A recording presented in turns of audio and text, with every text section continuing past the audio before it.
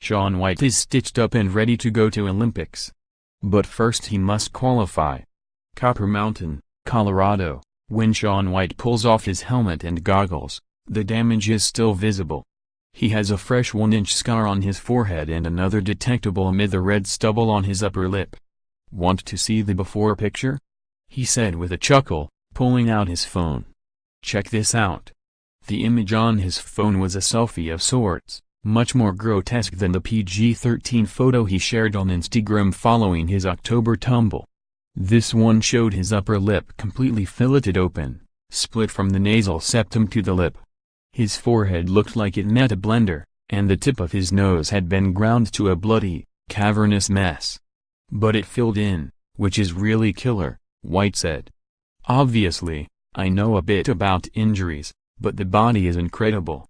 It was missing and then filled in, came right back to normal." Snowboarders or astronauts? Check out Team USA outfits for Pyeongchang. White, 31, returns to the halfpipe this week for his first competition of the season, a Grand Prix event that should offer an early glimpse of what to expect at the Pyeongchang Olympics. For White, it will also show whether his two recent horrific spills have any lasting effect on his snowboarding abilities. White crashed in October while training in New Zealand, tearing up one of the most recognizable and marketable Winter Olympics faces as he attempted a double flip 1440. Doctors sewed him up, 62 stitches in all. That fall came just a few weeks after another training spill bruised his hip, injured his liver and left him urinating blood.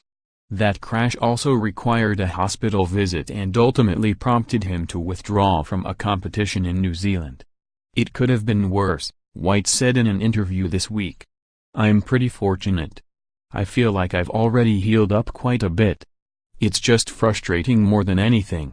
Taking aim at his fourth Olympic Games, White missed a month of training but says he's healthy entering this week's halfpipe contest, which serves as the first Olympic halfpipe qualifier. "This was more of a superficial injury, in a sense," he said, visually jarring. "But physically, I can still ride and do my thing."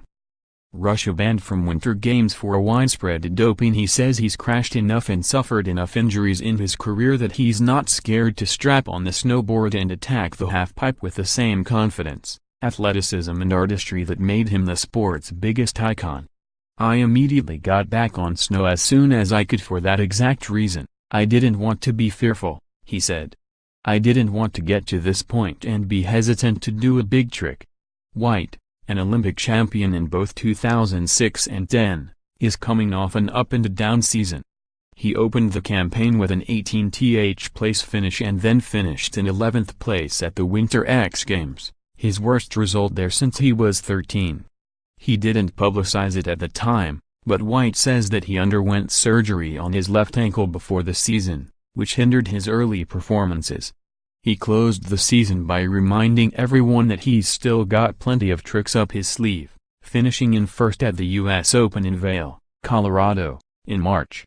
"Shaun is never really out of the picture," said American rider Chase Josie, ranked number 3 in the world behind Australia's Scotty James and White.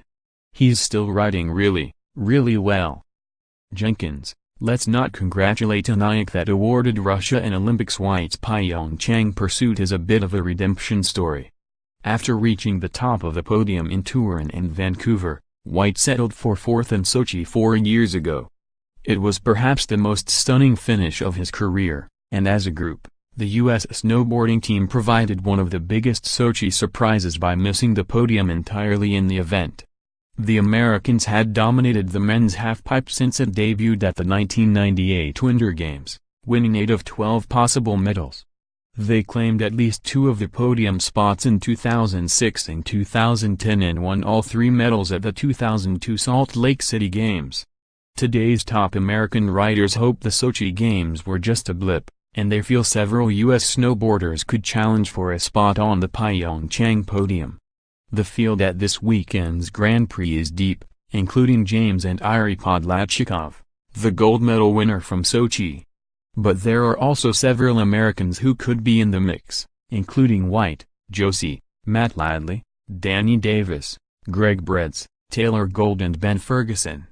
The fact of the matter is there are more medal threats on some of our teams than there are spots on the U.S. Olympic team, said Mike Jankowski, head coach of the U.S. snowboarding and U.S. freeskiing teams.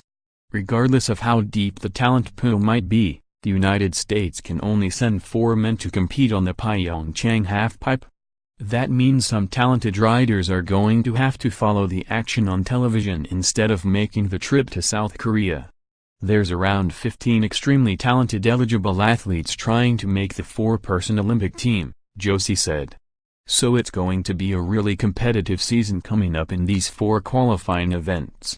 It's just going to come down to who can perform at these events and kind of get ahead of the competition.